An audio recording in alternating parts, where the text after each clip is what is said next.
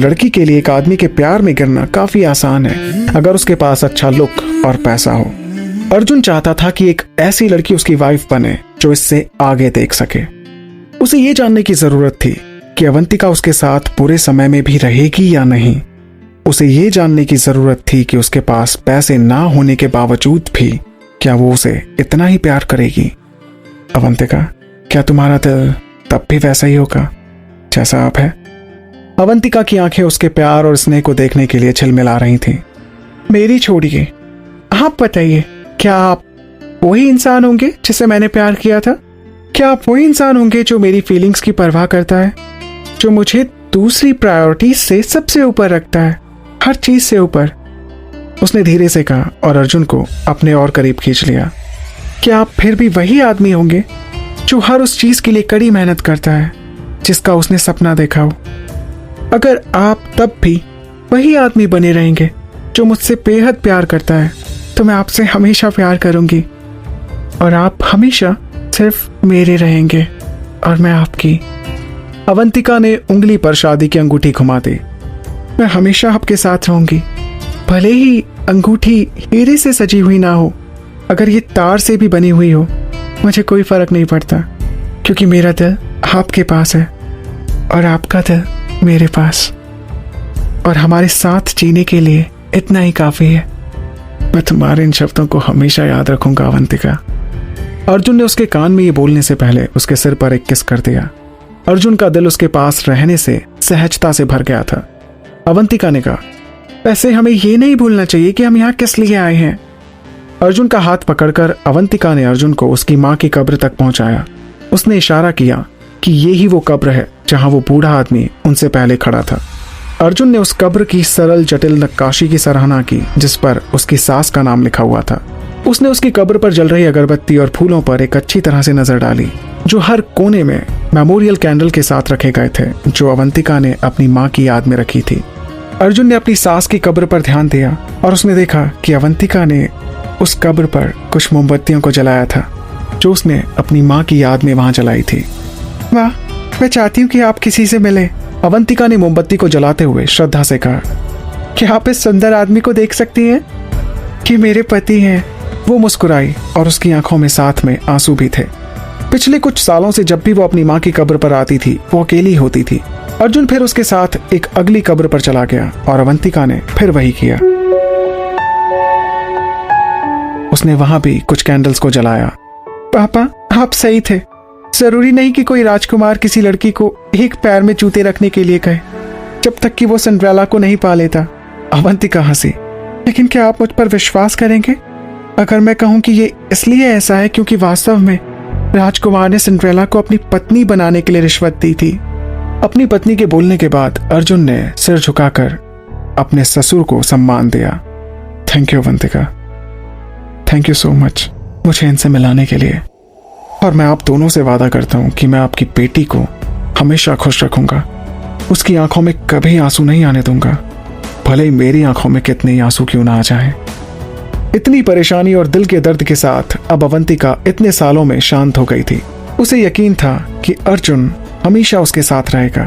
उस कब्र में लेटे अवंतिका के पेरेंट्स को भी काफी अफसोस था कि उन्होंने कितनी कम उम्र में अपनी बेटी को इस दुनिया में छोड़ दिया था और उसने कितने दुख सहे हैं। लेकिन एक ऐसे इंसान के साथ उसे देखकर जो उसे सच में दिल से प्यार करता है, वो भी काफी खुश थे।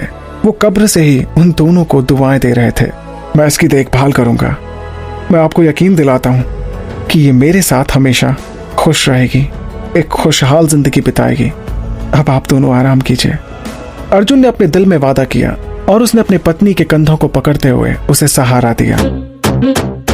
इधर एक दिन के लिए बच्चों को अपने साथ अम्यूजमेंट पार्क ले जाने के फैसले पर अपूर्व पछतावा करने लगा। उसे वास्तव में उम्मीद थी कि उसका भाई और भाभी उनके साथ जिएंगे, लेकिन उसने ऐसा नहीं सोचा था कि वो दोनों बच्चों की देखभाल करने के लिए उसे धोखा दे देंगे। चलो अपूर्व अंकल, उनके पास बहुत सारे गेम है, हमें वहां जाकर गेम्स खेलने हैं। युवान ने खुश होते हुए कहा। नहीं, जिया ने सीटी बजाई। मुझे कुछ एप्पल्स और आइसक्रीम चाहिए, प्लीज अंकल। अपूर्व ने सभी तरह की मिठाइयों को सूंघते हुए दूर से खाने को सूंघ लिया।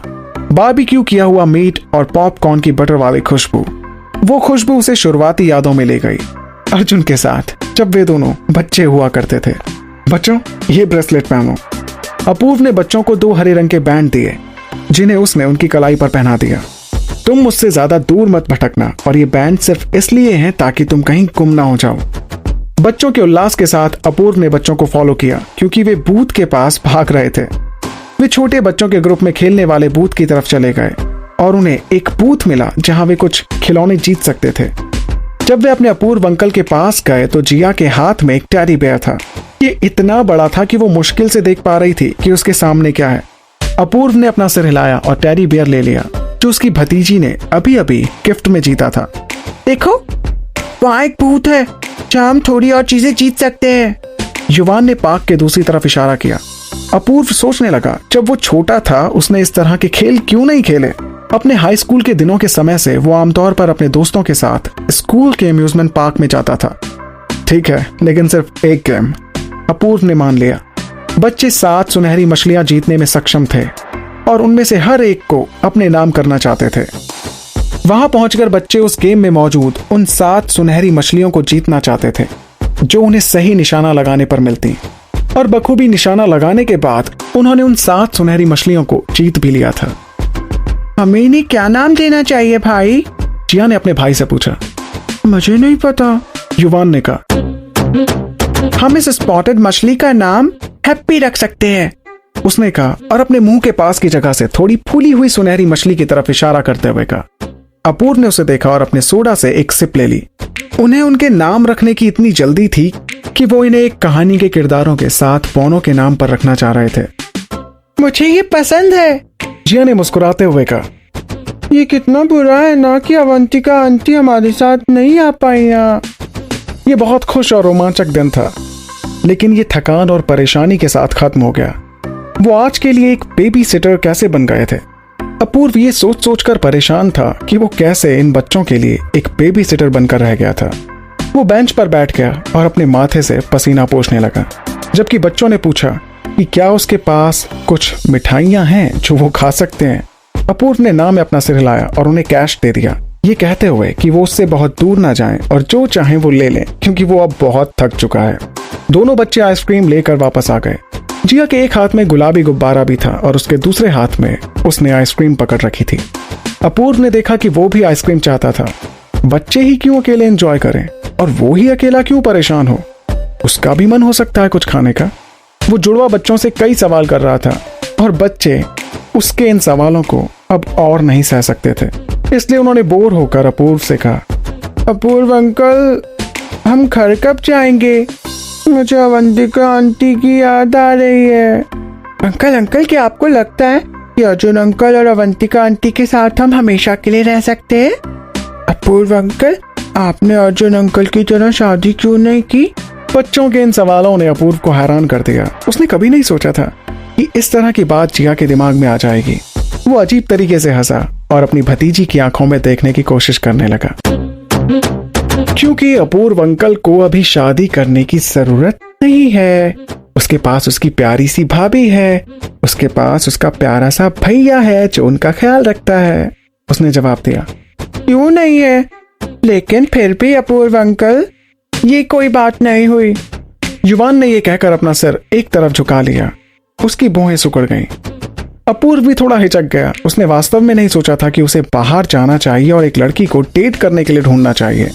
हालांकि उससे पहले उसके भाई को परिवार में सबसे बड़ा होने के कारण शादी करने की जरूरत थी और इसलिए अर्जुन ने शादी कर भी ली थी कि इससे पहले उसके परिवार के लोग उसे किसी के साथ बांध दें। देखो, मुझे शादी की जरूरत नहीं है। आपके अर्जुन अंकल ने आपकी अवंतिका आंटी से शादी इसलिए की ताकि वो बच्चे पैदा कर सके। बच्चे? जिया ने कहा। उसकी बड़ी गोल आंखों में आंसू भर गए। हम अवंतिका आंटी के बच्चे क्यों नहीं हो सकते? क्या वो हमें पसंद नहीं करती है? बच्चों के सवाल को सुनकर अपूर्व घबरा गया। उसे लगने लगा कि उसने गलती कर दी बच्चों के सामने इस टॉपिक को छेड़कर। वो बातों को करने में अच्छा नहीं था। उसके मुंह में जो आता था वो बोल देता था। अब उसे समझ नहीं आ रहा था कि वो किस तरह इन बच्चों को समझाए कि वे सिर्फ अपने अर्जुन अंकल और अवंतिका आंटी के साथ कुछ समय के लिए रह रहे हैं और आखिरकार जब वे अर्जुन का घर छोड़ेंगे तो उसके बाद उसके भाई और भाभी शायद अपने बच्चों के लिए प्लानिंग करना शुरू कर देंगे। लेकिन वो ये सब बातें इन बच्चों को कहकर उनका दिल नहीं तोड़ना चाहता था।